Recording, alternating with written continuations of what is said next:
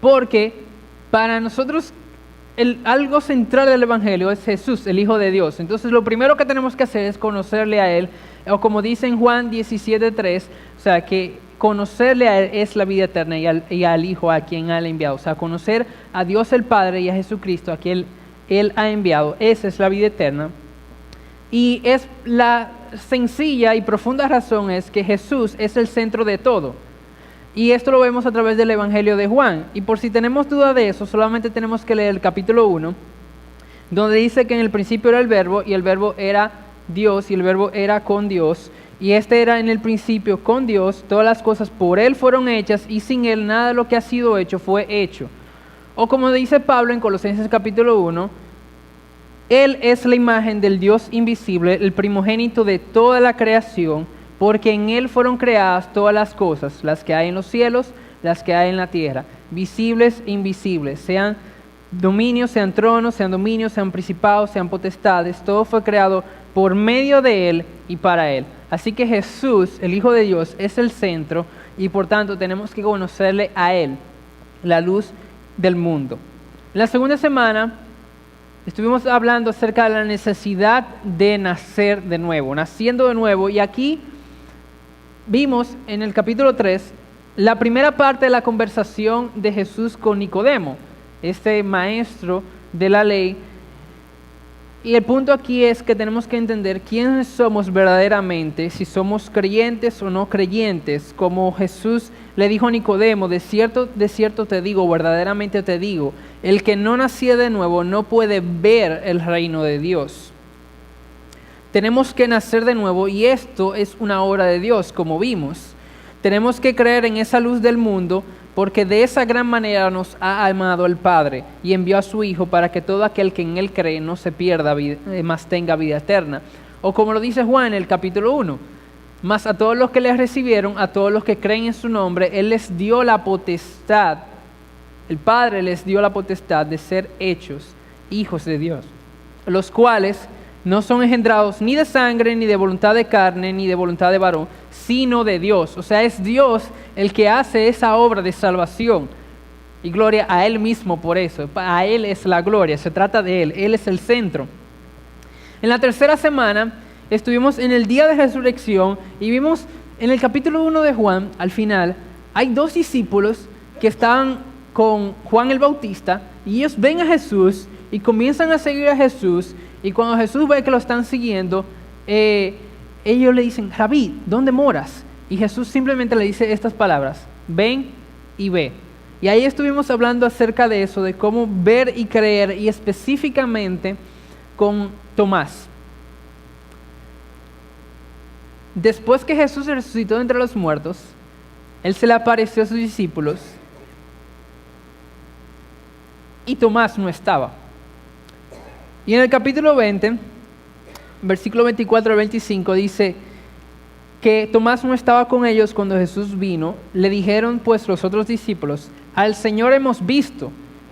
Él les dijo, si no viere en sus manos la señal de los clavos, y metiere mi dedo en el lugar de los clavos, y metiere mi mano en su costado, no creeré.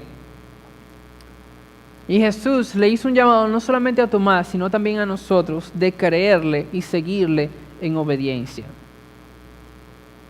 Esto nos lleva a la cuarta semana, donde regresamos a la conversación con Nicodemo, a la última parte, y donde realmente no fue una conversación, sino más bien un monólogo, puesto que Nicodemo no volvió a hablar desde el versículo 9. Entonces, en esos versículos en adelante, solamente Jesús le estuvo hablando a Nicodemo, y él le dijo estos versículos bien famosos que vemos del versículo 16 al 18, y que muchos de nosotros conocemos el versículo 16, porque de tal manera amó Dios al mundo que ha dado a su Hijo unigénito. ¿Para qué? Para que todo aquel que en Él cree no se pierda, mas tenga vida eterna. Porque no envió Dios a su Hijo al mundo para condenar al mundo, sino para que el mundo sea salvo por Él. Ese es el propósito. El que en Él cree no es condenado, pero el que no cree ya ha sido condenado, porque no ha creído en el nombre del unigénito Hijo de Dios. Y esta es la condenación, que la luz, la luz que hablamos en la primera semana que necesitamos conocer, vino al mundo y los hombres amaron más las tinieblas que a la luz, porque sus obras eran malas. O como lo expresó el pastor Sugel Michelem, la incredulidad es la tragedia más grande del hombre. Y eso es lo que hablamos ahí en esa cuarta semana. Y debemos decir, como en Marcos 9, el padre del hijo con espíritu inmundo, que los discípulos no pudieron sanarle, y él viene y le dice a Jesús: si tú puedes, hazlo. Y Jesús le dijo: ¿cómo que si yo puedo? Para el que cree todo es posible. Y la respuesta de este padre fue: creo, ayúdame en mi incredulidad. Y así mismo debe ser nuestro clamor, de clamar a Dios y decir: oh Dios, ayúdanos en nuestra incredulidad, ayúdame en mi incredulidad. Y la semana pasada estuvimos hablando acerca de los milagros de Jesús, y que no hay nada imposible para Dios, y Él es suficiente. Y específicamente estuvimos hablando en el capítulo 6, el milagro de la alimentación de los 5,000.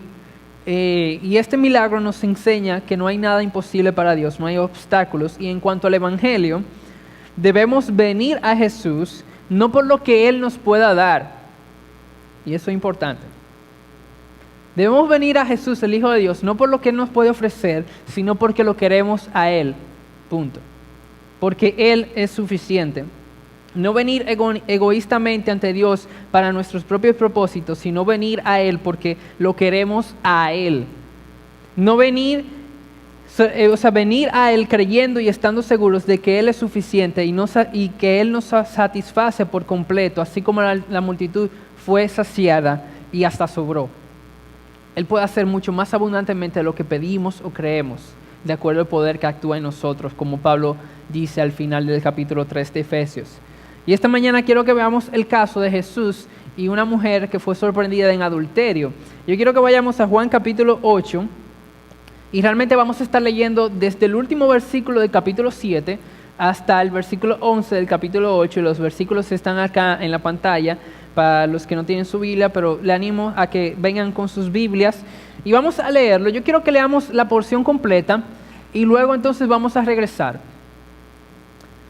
Final del capítulo 7 dice: cada uno se fue a su casa, y Jesús se fue al monte de los olivos, y por la mañana volvió al templo, y todo el pueblo vino a él, y sentado les enseñaba. Entonces los escribas y los fariseos le trajeron una mujer sorprendida en adulterio, y poniéndola en medio le dijeron: Maestro, esta mujer ha sido sorprendida en el acto mismo de adulterio, y en la ley nos mandó Moisés a apedrear a tales mujeres. Tú pues, ¿qué dices? Mas esto decían tentándole, para poder acusarle. Pero Jesús, inclinado hacia el suelo, escribía en tierra con el dedo. Y como insistieran en preguntarle, se enderezó y les dijo: el que de vosotros esté sin pecado, sea el primero en arrojar la piedra contra ella. E inclinándose de nuevo hacia el suelo, siguió escribiendo en tierra. Pero ellos, al oír esto, acusados por su conciencia, salían cada uno, comenzando desde los más viejos hasta los postreros, y quedó solo Jesús y la mujer que estaba en medio. Enderezándose Jesús y no viendo a nadie sino a la mujer, le dijo: mujer, ¿dónde están los que te acusaban? ¿Ninguno te condenó? Versículo 11. Ella dijo: ninguno, Señor. Entonces Jesús le dijo: ni yo te condeno, vete y no peques más. Oremos. Señor, te damos gracias porque tú has preservado tu bendita palabra y nos permites leerla, escudriñarla, y nos has dado tu espíritu para poder discernir y entender estas cosas. Te quiero pedir que en esta mañana tú nos ayudes a no solamente ver que esto revela acerca de ti, sino también aplicarlo a nuestras vidas y vivir conforme a eso. Y que tu palabra sea la que nos moldee, nos cambie y nos transforme de acuerdo a tu buena, agradable y perfecta voluntad. Ayúdanos, Dios, a examinarnos a nosotros mismos a la luz de ella, a la luz de ti, la luz del mundo. Confesar nuestros pecados, confiando en que tú eres fiel y justo para perdonarnos y limpiarnos de toda maldad. En nombre de Jesús. Amén. Entonces, ¿qué nos enseña esa historia en Juan 8? Yo quiero específicamente primero tratar 2 puntos, y el punto principal, el número 1, es que Jesús es el centro de todo. Comencé al principio hablando un poquito de eso, y yo quiero que y esta historia nos enseña más acerca de eso, de la persona de Jesús. Y el punto aquí estamos en Juan capítulo 8, y tenemos que recordar el propósito de por qué el apóstol Juan escribió este evangelio. Y esto lo dice en el capítulo 20. Dice, para que creáis que Jesús es el Cristo, el Hijo de Dios, y para que creyendo tengamos vida en su nombre. Jesús es el centro de esta historia. Entonces, Jesús siendo el centro, vamos a examinar 4 áreas que vemos en este pasaje acerca de Jesús, 4 cosas que este pasaje nos enseña acerca de él. Y esto lo estoy tomando prestado del comentario de John MacArthur sobre el Evangelio de Juan, donde él dice que este pasaje no trata principalmente de la historia de la mujer adúltera, ni tampoco de los líderes hipócritas religiosos que usaron con cinismo a la mujer para atacar a Jesús, sino la figura central de este drama apasionante de inmoralidad, hipocresía y perdón, como en todo el Evangelio de Juan, es nuestro Señor Jesucristo. Y lo primero que vamos a ver acerca de que Jesús es el centro es su humildad. La humildad del Hijo de Dios, y esto lo vemos en los primeros versículos el versículo 53 del capítulo 7 hasta el versículo 2 de Juan 8, donde dice, cada uno se fue a su casa, cada una de estas personas se fueron a su casa, y Jesús, ¿a dónde se fue? Al monte de los olivos. Y por la mañana volvió al templo, y todo el pueblo vino a él, y sentado él les enseñaba. La humildad del Hijo de Dios se nota ahí en que él no tenía ni siquiera un lugar donde quedarse, donde la mayoría de nosotros sí tenemos un lugar donde quedarnos. Pero Jesús, el Hijo de Dios, quien por él fueron creadas todas las cosas y todas las cosas subsisten en él, cuando los demás se fueron a su casa, él se fue al monte. Y cuando amaneció, se fue al templo y allí enseñaba. El texto indica, dice MacArthur, que con sencillez y fanfarria, por la mañana volvió Jesús al templo para enseñar. Y no hubo ningún heraldo angélico que anunciara la llegada de Jesús, tampoco hizo milagros sensacionales para atraer a la multitud, pero tal era su poder de enseñanza que todo el pueblo iba a él. Y es tanto así que en el capítulo 7, algunos versículos antes, los fariseos y escribas habían mandado a arrestar a Jesús, y estas personas regresaron sin Jesús, y ellos le dicen, ven acá, ¿dónde está Jesús? Y ellos dijeron, no habíamos visto una persona que predicara con tanta autoridad. Y ellos no le prendieron, y lo que no la arrestaron, y los que los fariseos hicieron fue técnicamente echarle un boche, reprenderlo, y dijeron, ven acá, ustedes también han creído alguno de los líderes religiosos en él, ustedes son unos ignorantes. Pero realmente el poder de Jesús era evidente. En su humildad, él no usó ningunos trucos para venderse o promoverse, pero sí ofreció su enseñanza gratuitamente a quien quisiera oírlo. Los siguientes versículos del 3 al 8 nos enseña acerca de su sabiduría. Entonces vimos su humildad, ahora su sabiduría. Los escribas y fariseos eran los escribas principalmente eran los que interpretaban la ley, y los fariseos eran los que guardaban la tradición oral de esa ley. Y estos vinieron a Jesús, interrumpieron su enseñanza para presentarle a una mujer sorprendida en adulterio, la cual pusieron en medio, y de una manera burlona le dicen, Rabí o maestro, esta mujer ha sido sorprendida en el acto mismo de adulterio, pero ¿qué dices tú? ¿Cuál es tu opinión acerca de esto? Y ciertamente sabemos por el versículo 6 que ellos tenían otras intenciones, puesto que la primera parte del versículo 6 dice que ellos decían esto tentándole para poder acusarle. MacArthur menciona en cuanto a esto, dice, desde el punto de vista puramente legal, estos hombres estaban en lo correcto al decir que la mujer merecía morir. Pero las circunstancias sugieren que tenían algo más en mente, pues el adulterio en su misma naturaleza conlleva a dos personas. Pero ellos simplemente llevaron a la mujer. Estaban acusando a la mujer. ¿Dónde estaba el hombre entonces? ¿Por qué no la habían arrestado y llevado ante Jesús, dado que la ley demandaba la ejecución de las dos partes, según Levíticos 20? Y si era justicia lo que ellos buscaban, ¿por qué traer a la mujer hacia Jesús? ¿Por qué no llevarla a sus propios tribunales donde esos casos se oían con frecuencia y eran normales? Jesús no era juez. En Lucas 12, 13 al 14, él habla acerca de eso, ni tampoco era miembro del Sanedrín. Ni tampoco había necesidad de que consultara el caso con un rabí porque era fácilmente resuelto. O sea, fue sorprendido en el mismo acto. Entonces, ¿cuál era el dilema? Y el dilema aquí era que ellos buscaban una excusa para tentar a Jesús. Ellos querían tenderle una trampa a Jesús. Y ellos pensaban, los acusadores, los escribas y fariseos, ellos pensaban que ciertamente tenían a Jesús entre la espada y la pared.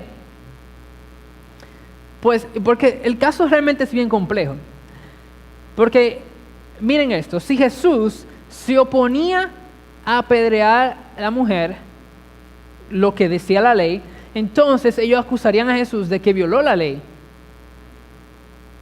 Entonces, y el mismo Jesús dijo que él no vino para abrogar la ley, sino para cumplirla. Pero, si Jesús consentía junto con los fariseos en que ciertamente la mujer tenía que ser apedreada, esto ocasionaría dos cosas. Uno, que la reputación de Jesús de ser misericordioso hacia los pecadores se iría por la borda. Y dos, los judíos podían usar eso para acusar a Jesús contra los romanos, puesto que los judíos no tenían autoridad para ejecutar a nadie. Y esto lo vemos en Juan 18, cuando ellos estaban acusando a Jesús, ¿a dónde tuvieron que llevarlo ellos? Ellos tuvieron que llevarlo a donde las autoridades romanas, ¿recuerdan Pilato y todo eso? ¿Por qué? Porque ellos no podían dar muerte a nadie, solamente los romanos, porque ellos estaban bajo el imperio romano. Entonces, ciertamente, había su dilema aquí, pero ahí es que se muestra la gloriosa sabiduría de nuestro Señor Jesucristo, en responder a este reto planteado por los escribas y fariseos. Y hay algo más. MacArthur menciona, y realmente yo lo puedo ver en el texto, en parte que ellos mencionan un dilema aún más profundo que uno puede discernir en cuanto a esto, y es que los escribas y fariseos no podían concebir la justicia divina y la misericordia. ¿Cómo Dios puede tener misericordia? Ellos no podían armonizar esos dos conceptos de la misericordia de Dios y la justicia divina. Pues Dios es santo y su ley a la verdad es santa y el mandamiento santo, justo y bueno, como nos dice Pablo en Romanos. La ley no sabe nada de perdón, sino que declara el que pecare ciertamente morirá, porque todos los que bajo la ley han pecado por la ley serán juzgados, pues la ley produce ira. Entonces, ¿cómo perdona Dios los pecados sin violar su santa ley? Podemos decir que esto era una de las cosas que estaba en la mente de los escribas y fariseos. Ahora, como creyentes nosotros sabemos la respuesta a eso. Jesucristo es la respuesta, por eso Él es el centro. Por medio del Señor Jesucristo, el sacrificio de su muerte satisfizo completamente las exigencias de la justicia divina, así como Pablo lo expresa en Romanos 8:3. Y en Jesucristo se armonizan la misericordia y la justicia de Dios. El sacrificio de su muerte pagó el precio por el pecado para todo aquel que en Él cree. Dios puede ser el justo y al mismo tiempo el que justifica, el que declara justo al que es de la fe en Cristo Jesús. O como lo dice el Salmo 85:10, En él la misericordia y la verdad se encontraron, la justicia y la paz se besaron. Dios derramó en Jesús su ira contra el pecado, de modo que ahora Jesús puede derramar su gracia y misericordia sobre todos los que creen. Él era el Cordero que fue inmolado desde el principio del mundo, no solo en sentido profético, sino en sentido aplicado. La respuesta de Jesús, en un sentido, fue sencilla pero profunda.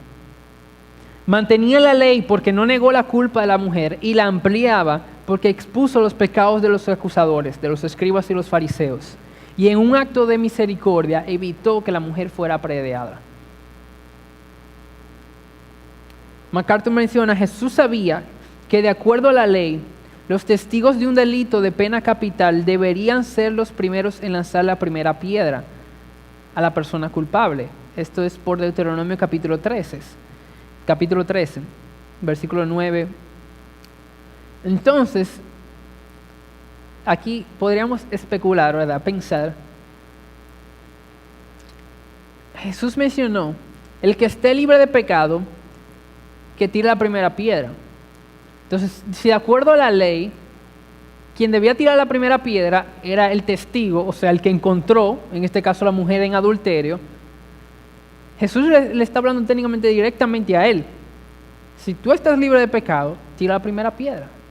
Pero no solo eso, sino que también ahí podríamos especular, no hay ninguna que podamos comprobarlo en ese sentido, pero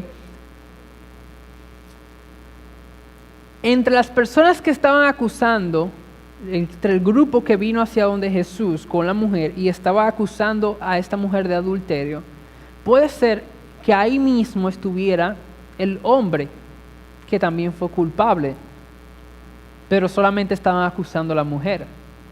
Porque ciertamente estos hombres podían ser los culpables del adulterio, no tal vez del acto físico, pero sí, como menciona Jesús en Mateo 5, de la lujuria del corazón, como muchos de nosotros somos culpables.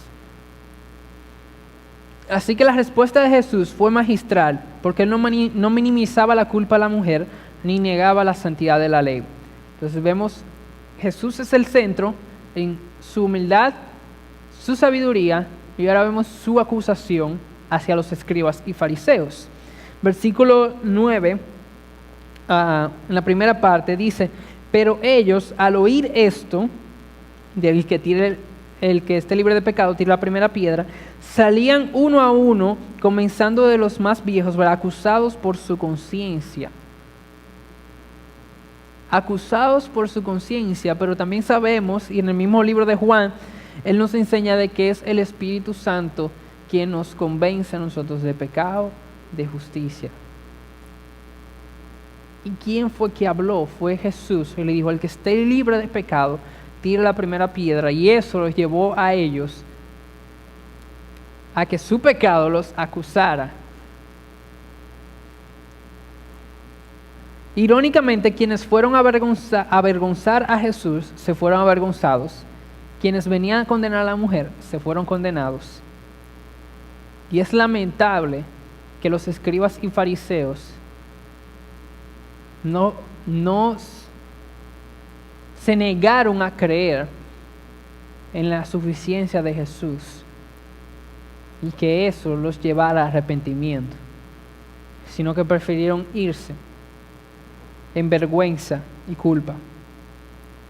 Como muchos de los que oyen y sienten la verdad acusadora de la ley, endurecieron sus corazones y se alejaron de Jesús sin siquiera abrirse al perdón del Evangelio. El glorioso perdón que tenemos en el Evangelio. Y ese es el cuarto punto que podemos ver en cuanto a que Jesús es el centro. Vemos su humildad, su sabiduría, su acusación en cuanto al pecado y su glorioso perdón. Final del versículo 9 hasta el 11. Los más viejos se fueron retirando hasta los postreros y quedó solo Jesús y la mujer que estaba en medio. Y enderezándose Jesús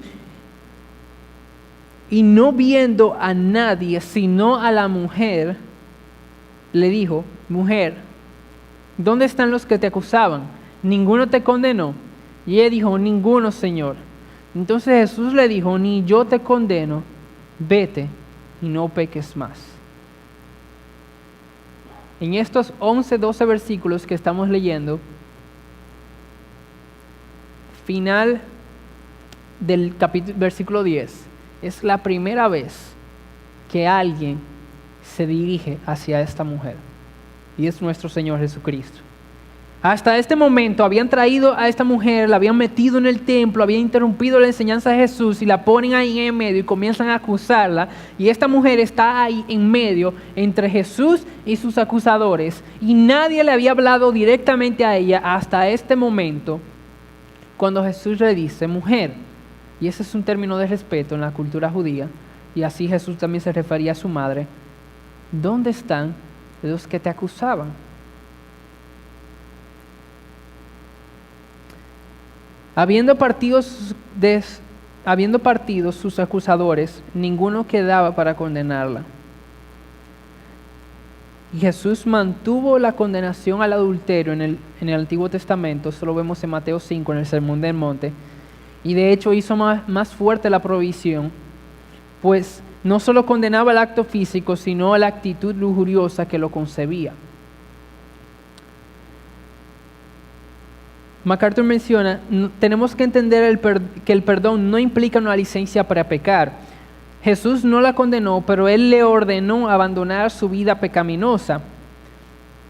El veredicto de Jesús, vete y no peques más, era una imposición para que viviera de manera diferente a partir de este momento, para que no pecara más. La obra libertadora de Jesús no era una excusa del pecado. El encuentro con Jesús siempre ha exigido la transformación de la vida, de alejarse del pecado. Jesús no trataba el pecado con ligereza, para nada, pero Él ofrecía a los pecadores la oportunidad de comenzar en una vida nueva, o como vimos en la segunda semana de esta serie, de nacer de nuevo en base al perdón que Él nos ofrece. Entonces ese es el primer punto, ¿verdad? Jesús es el centro de todo, con esas 4 características: su humildad, su sabiduría, su acusación y su glorioso perdón.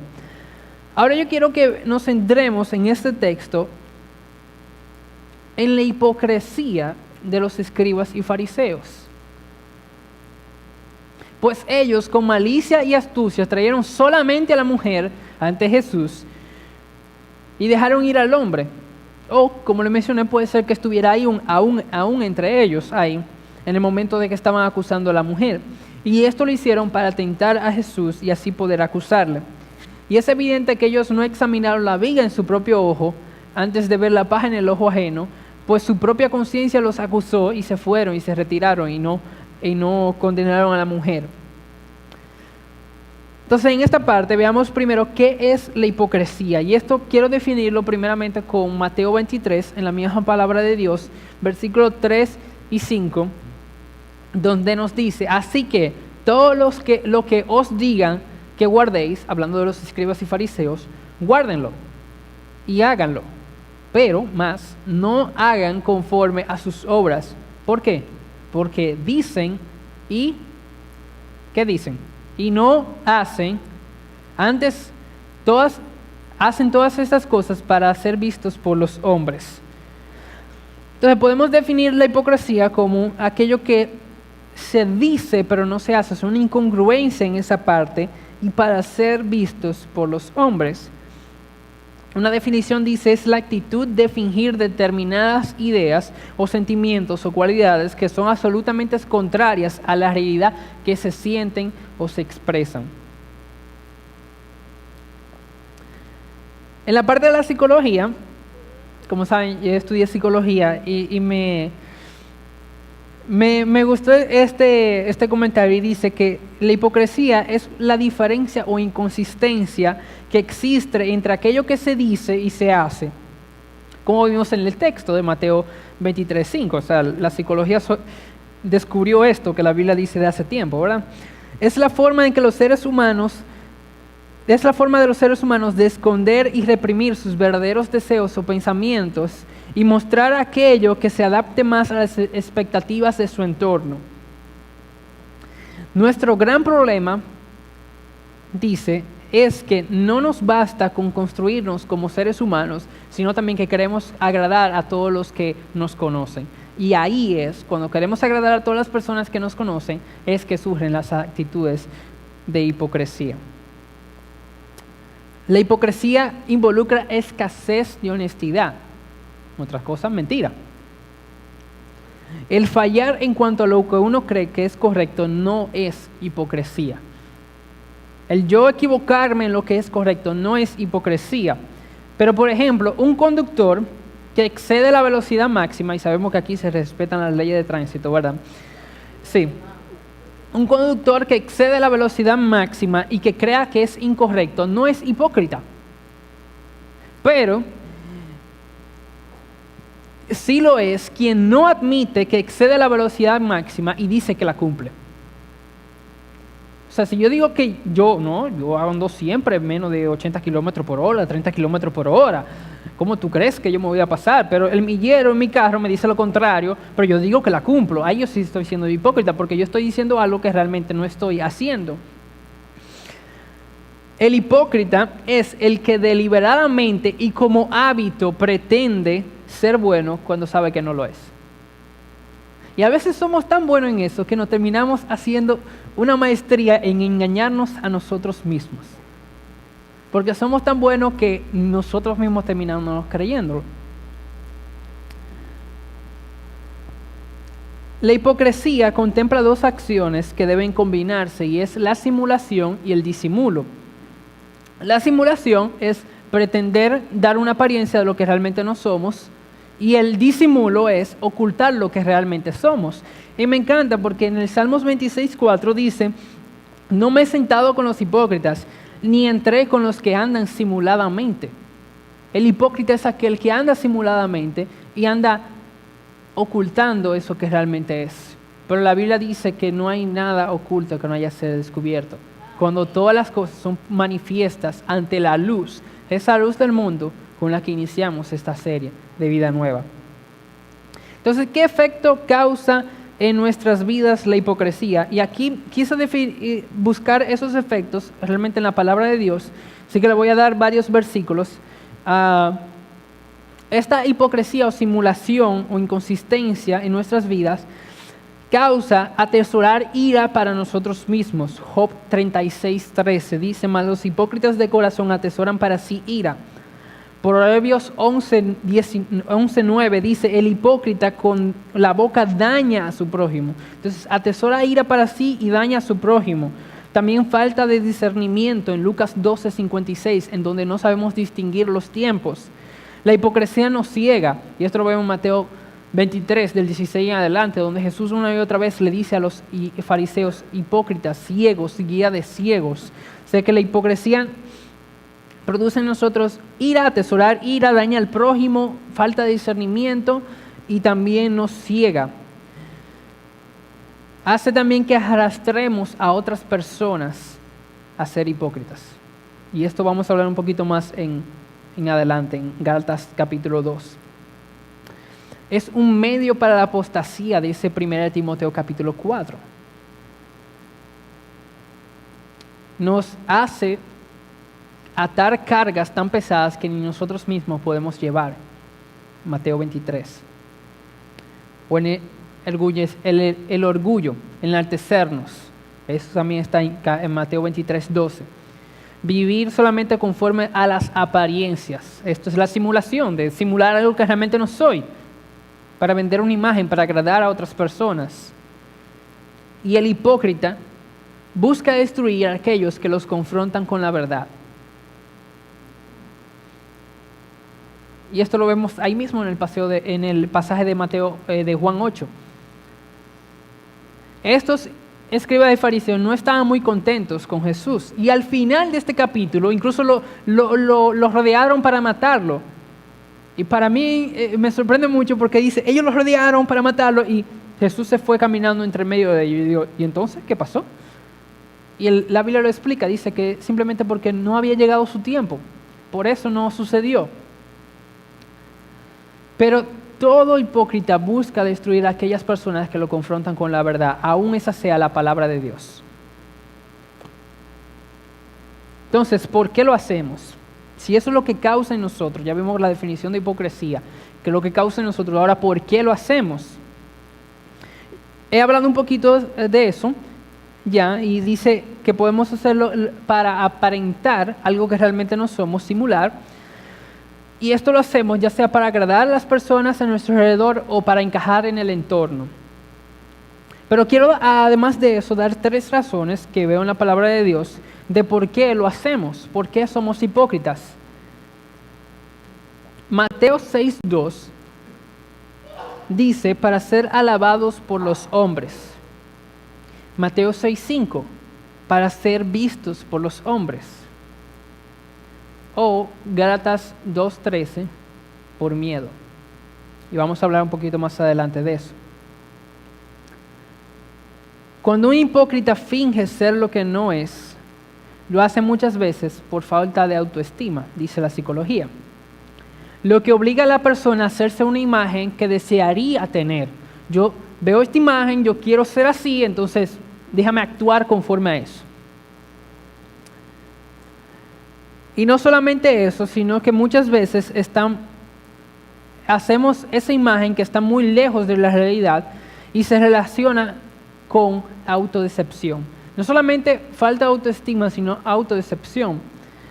Ahora, esto sucede en nosotros porque cometemos el mismo error que comete la psicología como ciencia, y es de centrarnos en el hombre.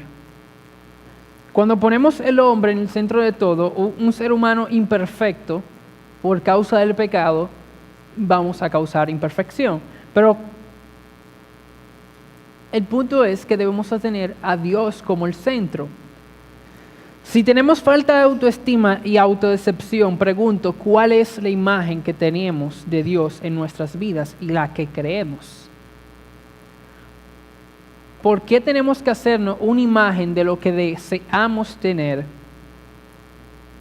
cuando Dios ya nos dio la imagen, su propia imagen en nosotros y cómo nosotros debemos andar y conducirnos en su bendita palabra? Entonces, ¿dónde está nuestro enfoque? Pues Él hasta nos dio a su propio Hijo para que nosotros podamos vivir en este mundo justa y piadosamente. Si Él entregó a su Hijo amado por nosotros, como dice Pablo, ¿cómo no nos dará juntamente con Él todas las cosas? Entonces, ¿por qué andamos simulando y tratando de ocultar lo que verdaderamente somos? Y tenemos que estar de acuerdo, aunque es triste, de que la hipocresía ha sido un estorbo para el Evangelio.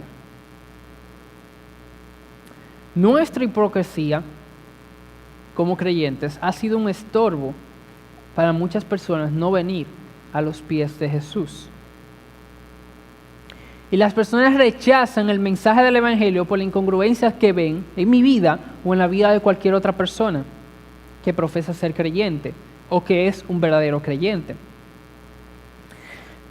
Pero tenemos que recordar que ninguno estamos exentos de pecar o incluso de la hipocresía. Y con esto quiero que vayamos a Gálatas capítulo 2, 11 al 13, y está aquí en la pantalla. Pues aquí la Biblia nos dice que aún el apóstol Pedro cayó en la hipocresía. Y dice el versículo 11, pero cuando Pedro vino a Antioquía, le resistí cara a cara, y me llama mucho la atención esta frase de Pablo, dice, porque era de condenar. Cualquiera lo mataba, como uno dice a Pedro, porque lo que estaba haciendo no lo podía creer en un sentido. Versículo 12 dice, pues antes que viniesen algunos de parte de Jacobo, de la circuncisión, los judíos, él comía con los gentiles, pero después que vinieron, él se retraía y se apartaba. ¿Por qué? ¿Qué dice el texto? Léanlo. ¿Por qué? Porque tenía miedo de los de la circuncisión. Entonces Pedro estaba actuando como un hipócrita porque él tenía miedo de esos judíos de la circuncisión. Y por eso el apóstol Pablo lo confrontó. Pues en su simulación, versículo 13, participaba también los otros judíos, de tal manera que aún Bernabé fue arrastrado por la hipocresía de ellos. O sea que Pedro inició este juego de hipocresía, los judíos le siguieron la corriente y aún Bernabé, el compañero de Pablo, fue arrastrado por eso. Ustedes recuerdan que por lo menos de acuerdo a lo que nos dice la Biblia, solamente hay 2 personas que caminaron sobre el agua, ¿verdad? ¿Quiénes fueron? ¿Quiénes? Jesús, el Hijo de Dios, ¿y quién más? Pedro, el hipócrita que estamos viendo aquí en Gálatas 2. Si él cayó en eso, nosotros también no nos creamos fuertes, como dice el mismo apóstol Pablo. El que piensa que está firme, mira que no caiga. No nos creamos la gran cosa, sino recordemos que nosotros somos polvo y al polvo lo veremos. Que nosotros somos criatura, no creador. Y por tanto, estamos en una relación de dependencia con Dios, que Él es el que nos sostiene a nosotros y no nosotros a nosotros mismos. Ahora, ¿cómo evitar la hipocresía? ¿Cuál es la solución? Bueno, como vimos en Juan 8 y como comencé y como he repetido ya varias veces, Jesús es el centro. Entonces, en Jesús está la solución y Él es la solución. Él fue el quien perdonó a la mujer adúltera y Él es quien nos permite vivir en una vida de santidad y solo por Él podemos tener libertad de la hipocresía y no solamente de la hipocresía, sino de cualquier otro pecado. Entonces, en vez de ser hipócritas, debemos ser reales y auténticos, honestos con Dios y dejar de aparentar en nuestra simulación a lo que realmente no somos y de ocultar realmente lo que somos y no traer lo que somos ante Él y ante nuestros hermanos en Cristo. Si tenemos lucha con un pecado, no creer, no, mira, yo soy fuerte ahí, no. Decirle, hermano, mira, mi hermano, yo tengo problema con eso. Ora por mí, ayúdame. Soportar las cargas unos con otros y así cumplir la ley de Cristo. Debemos dejar de aparentar lo que somos y vivir realmente como lo que somos, hijos de Dios Altísimo, justificados por la sangre preciosa de Jesús. No tratemos de mostrarnos perfectos, no pongamos más tropiezos al Evangelio de Dios, recordando que Cristo murió una vez por todas y sus gloriosas misericordias se renuevan cada mañana. Pero entonces, ¿qué podemos hacer? Bueno, yo quiero darle algunos pasajes en cuanto a esto y lo primero es desechar y desear. Primera de Pedro capítulo 2 nos dice en el versículo 1 y 2, desechando pues toda malicia. Debemos dejar toda malicia, pero no solamente la malicia, sino todo engaño, hipocresía, de lo que estamos hablando, envidias y todas las distracciones. ¿Y qué debemos hacer? Desechando eso, debemos desear como niños recién nacidos la leche espiritual no adulterada. ¿Para qué? Para que por ella crezcamos para salvación. Entonces, tenemos que desechar esa hipocresía y cualquier pecado que haya en nuestra vida y desear la palabra de nuestro Señor Jesucristo, que ella nos santifica, como dice en Juan 17. Santifícanos en tu verdad, tu palabra es verdad. ¿O con qué limpiará el joven su camino? Salmo 119. ¿Con qué? Con guardar su palabra. Es la palabra la que nos santifica, es su palabra la que nos limpia. O como dice también en Salmo 119, 113, aborrezco a los hombres hipócritas, mas amo tu ley. Él nos llama a una acción de dejar aquello, aborrecer eso y amar lo otro. Y sorprendentemente la psicología descubrió eso después, en modificación de conducta. ¿Cómo cambiamos la conducta? Ok, deja lo malo por algo bueno. Pero la palabra de Dios nos ha dicho eso desde mucho antes. Aborrezcamos eso y amemos su ley. Jesús es la solución al dilema que tenían los fariseos sobre la misericordia y la justicia divina. En Él está la respuesta para que Dios sea el justo y al mismo tiempo el que justifica al que es de la fe en Cristo Jesús. Ahora, lo otro que podemos hacer, aparte de desechar y desear, es tenemos que venir a Él y creer en Él. Hermano, sin fe es imposible agradar a Dios. Entonces, escudriña dónde está tu fe, si en ti mismo o en las cosas de este mundo o en otras personas. Tenemos que poner nuestra fe en Dios y en la suficiencia de su palabra, de que Jesús, el Hijo de Dios, es suficiente y punto. No tenemos que buscar nada más. Y esto es lo que nos enseña también esta historia. El Evangelio se trata de venir y presentarnos delante de Dios tal y como estamos. Esta mujer adúltera fue sorprendida en adulterio. Ella, así mismo como fue sorprendida, la llevaron al templo, interrumpieron la enseñanza de Jesús y la pusieron en medio. Ellos no dijeron, ok, vamos a arreglarte, vamos a maquillarte, porque ahora tú te vas a presentar delante del Hijo de Dios. No. Pero nosotros actuamos de esa forma. Y muchas veces actuamos así, de venir a congregarnos como hermanos en la iglesia. Queremos, no me invites para la iglesia, porque mira, yo primero tengo que resolver esto. Yo tengo que limpiarme antes de yo ir a la iglesia. Es una mentira. Y como digo yo mucho, una mentira del diablo. Porque eso no está en la palabra de Dios. Nosotros tenemos que venir y presentarnos delante de Él tal y como estamos, y Él es el que nos limpia. Él es el que nos justifica. Él se encarga de hacer su obra en nosotros. No podemos mejorarnos a nosotros mismos por nuestras propias fuerzas para luego presentarnos delante de Dios. Y lo glorioso que nos enseña este pasaje es que Jesús dice, el que esté libre de pecado, arroje la primera piedra. Como le dije, quien debía arrojar la primera piedra, según lo que enseña en Deuteronomio 13, era el testigo, por quien la mujer estaba ahí, el que la sorprendió. Jesús le estaba hablando a él, ¿verdad?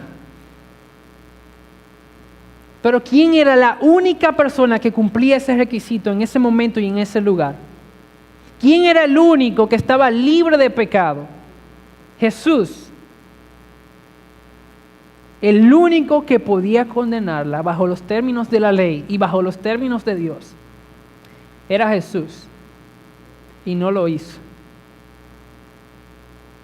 Ahora, 1 de Juan 1:9 dice que Dios es fiel y justo en perdonar. Pero ¿cómo Él puede ser fiel si podríamos decir que Él está quebrantando su propia ley a perdonarla en vez de condenarla? No. Ya hablamos de eso. La respuesta es Jesucristo. Pero ahí, en esa circunstancia, imagínenselo ahí, cuando Jesús le dijo, vete, yo no te condeno, vete, no peques más. Jesús está tomando la culpa y el pecado de esa mujer sobre él, diciéndole, no peques más, yo te perdono.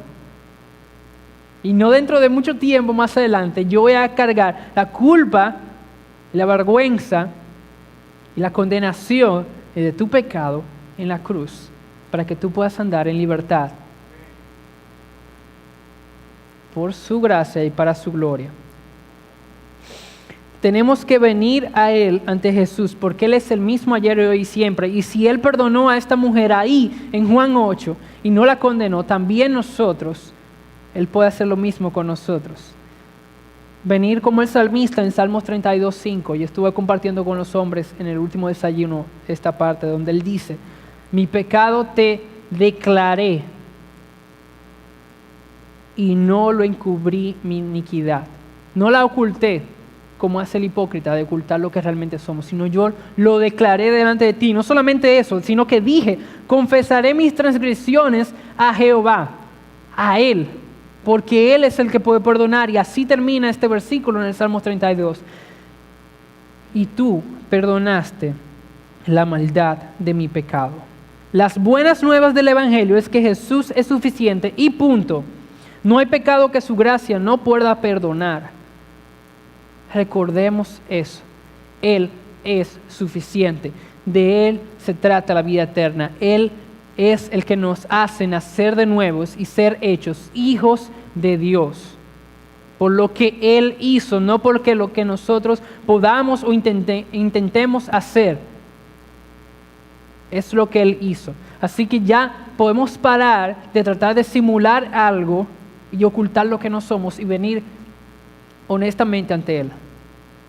Porque tenemos que recordar que esto está ahí para que nosotros creamos que Jesús es el Hijo de Dios, el Mesías, y para que creyendo tengamos vida en su nombre. Para eso Dios preservó este texto en su bendita palabra. La pregunta está si nosotros vamos a creerlo o no. Porque todo aquel que cree no se pierde, tiene vida eterna. Pero el que no cree, hermano, la palabra te dice que ya es condenado, ya estás condenado por la sencilla razón de que no has creído en el unigénito Hijo de Dios. Por eso la tragedia más grande del hombre es la incredulidad. Tenemos que venir ante Él y creer que Él es suficiente. Oremos.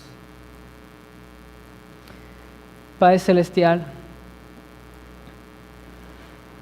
te agradecemos por tu Hijo Jesucristo, porque tú lo has puesto como propiciación por nuestros pecados. Oh Dios, ayúdanos a creer en tu bendito Evangelio y las implicaciones de él, Señor.